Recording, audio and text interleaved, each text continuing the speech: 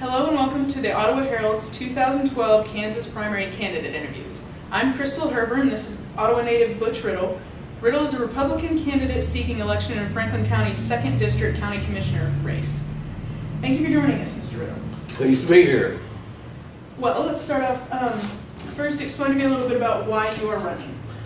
Well, one of the reasons I'm running because I've attended the County Commission meeting since last October when I was advised by the City of Ottawa that I was going to be rezoned under city zoning regulations. And I moved to the country, to be in the country, to be under county zoning. I approached the Franklin County Commission about the issue and they said they couldn't help me. So I decided, that I would run for county commissioner and try to protect what property I have out there now and try to help the rest of the citizens in Franklin County.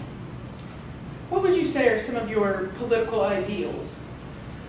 Well, one of my ideals is to try to bring more economic development to Franklin County. I believe right now, instead of concentrating everything out to the northeast part of town, they need to be looking at a different area of town to set up something. I mean, they've got land on the outskirts of the western part of Ottawa. They've got it on the south end of Ottawa, and I believe if they would play their cards right, lift some of the restrictions that the city has, they could probably attract a lot more development in Franklin County.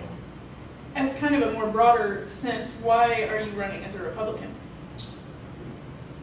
Well, I don't like the Democrat Party anymore. I mean, the Democrats have really messed over this country in the last 4 years, and I was told just right before a longtime Republican died by the name of Vern Chesbrough. Vern and I drank coffee together every morning, and he told me that if I ever wanted to be in public office, I needed to change my party to Republican. He said, I've got Republican views, I'm a conservative, and he said he just didn't understand why I was ever a Democrat, and I said, well, because I didn't have to run through campaigns that way.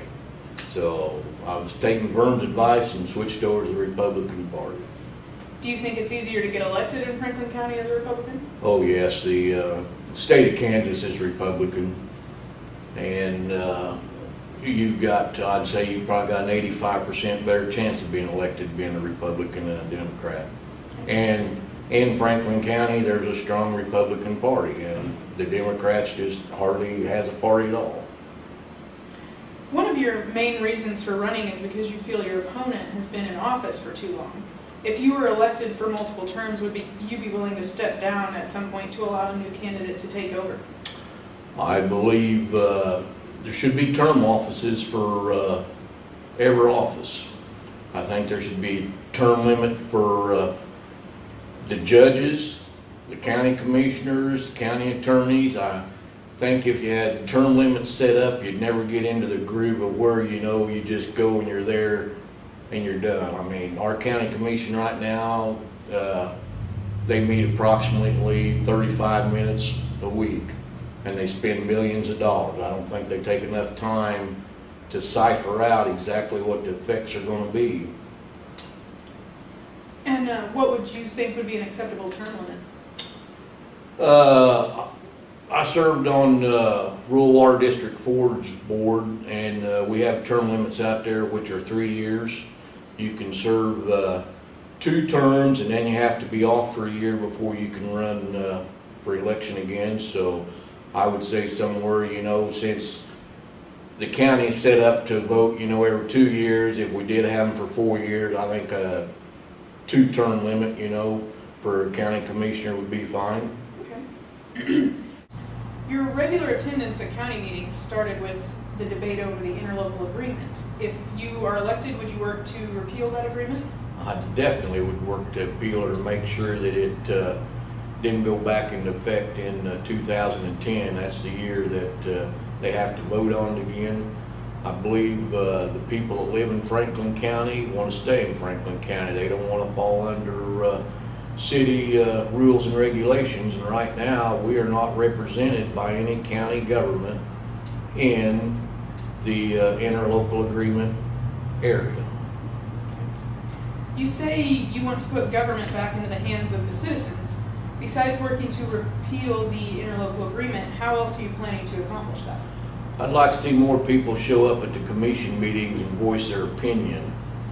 And by showing up at commission meetings, I believe that they should have more time to state their facts and give their views on county issues rather than getting up there and just being informed they have 5 minutes. I think they should be given as much time as they need to point out the views that they believe in and the issues that they're there at that meeting for. So I think they should all be given more than just 5 minutes to state their points.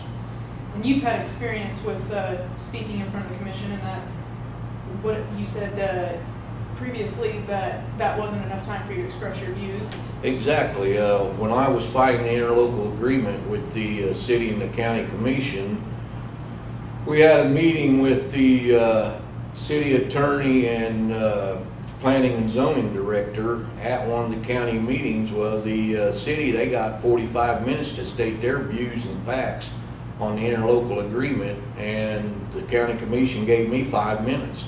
And at that time, I told them I didn't think that was fair that they got 45 minutes and I get 5 minutes. I mean, I had a lot more to say, but I was limited to 5 minutes. One of your main goals is to bring more manufacturing to the county. How would you go about doing that if you were elected?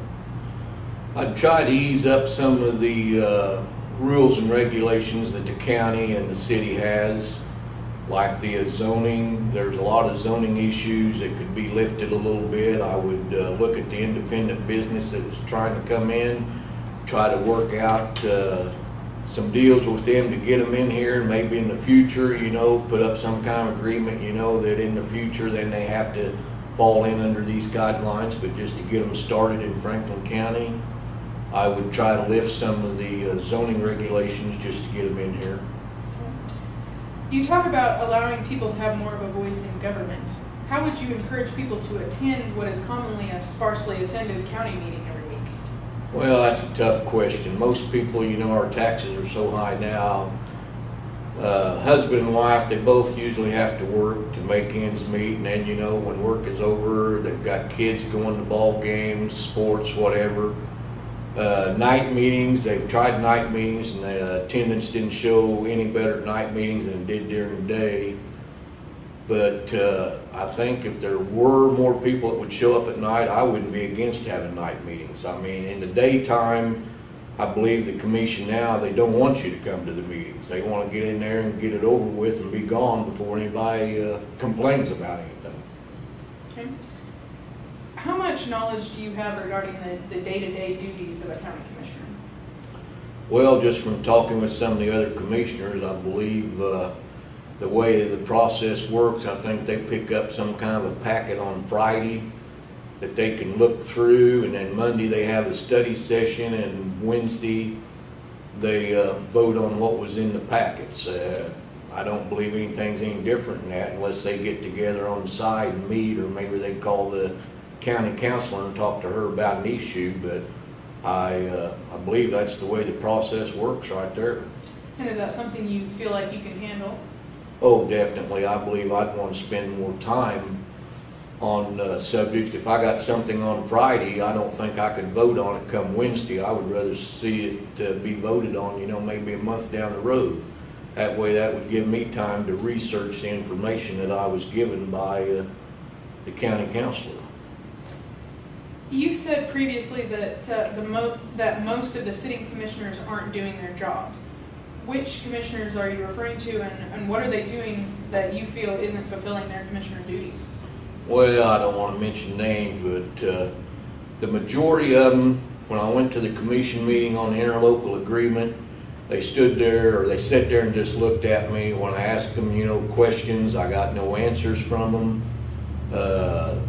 Commissioner Taylor, the only thing he would say was, I didn't know it was going to go out that far, and later down the road I find out that he wasn't even there when it was voted on. He was absent from the vote that was taken, which, you know, that was an issue that affected everybody out there in our area. And with him being county commissioner, that's an issue he should have made it a point to be there at.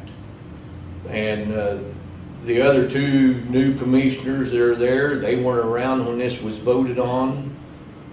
But then after I brought it to their attention at the meeting in October, they should have been able to read right there in black and white where it needed to be voted on, but yet they wouldn't step forward and vote on the issue like what should have been done according to the ordinance and the resolution. Excuse me. How do you feel you would be able to get along with not only other members of the board, but county department heads and staff? I don't think I'd have a problem with anybody. I'm pretty easygoing. I never had a problem with anybody on any of the boards that I've served on now. Back when I worked for the city of Ottawa as a public safety officer, I didn't have problems with anybody on the street. I mean, if you treat a person like they're a human being and like they want to be treated, you won't have a problem. If they can sit there and talk decent, you can sit there and usually come around the table and discuss things and get things settled by simple conversation. Okay. How has campaigning been going for you thus far? Been pretty slow. It's been too hot to get out there, but in the next couple of weeks I plan on hitting the towns around Franklin County in my district, Williamsburg and Homewood, pretty hard, and then I plan on walking all the newer districts out here on the southwest corner of Ottawa and handing out a brochure and meeting the people and hopefully picking up a few votes. Have you, if you've spoken with any constituents recently, how have you been received by them? I've been received real good. Everybody, tells me, somebody needs to get in there and change things. I mean, it's getting to be too much of a stalemate, and that's basically what most of them say. It's about time somebody run. Would you say then that your platform for running is kind of a platform for change? Yes, I would definitely say change, because I definitely will probably change some things if I get elected, or I'll try to change some things. I'll try to get the vote swinging my way. Given your opponent's long tenure in office, what do you think your chances are come August in the primary? I hope my chances are real good, because I think the citizens can see that he's just kind of wore a groove up there. He's not doing anything to help the taxpayers. I mean, the interlocal agreement was a fine example of that. He done nothing to help the people in his district on that. So I think that's one of the main issues, and I think people realize that. And I think my chances of getting elected is pretty good. Okay. And what do you see for the future of Franklin County, and as a board member, how would you make that future happen? Well, I don't see a whole lot happening for the future of Franklin County. It's been in a stalemate for so many years because of the rules and regulations that they have now. I just don't see it changing much, although I'd like to see it change. I think one way that we could probably get something to change is if we came up with a sales tax for economic development and to help small businesses. I mean, that way everybody would pay, and everybody would pay the same amount. I think if the government came up with a flat sales tax and used it just specifically for that purpose, I think you could get industry and small businesses going back again in Franklin County. Okay, well, that's all the questions I have for now. Once again, I'm Crystal Herbert with Butch Riddle, who's running for the District 2 County Commission seat. Thank you. Well, that was short of that time in the first one. Yeah. You must be planning on part of that being you. Yeah. Boy, I'll tell you what, I just cannot figure that chair out. Oh, it's weird. Why that?